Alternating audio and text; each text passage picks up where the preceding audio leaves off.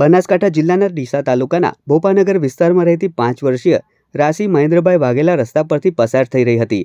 તે દરમિયાન અચાનક એક રખડતા ભૂંડે તેના પર હુમલો કરી દીધો હતો। ભૂંડે બાળકીને નિશાન બનાવી તેને માથા, મોઢા અને પગના ભાગે ગંભીર ઈજાઓ પહોંચાડી હતી।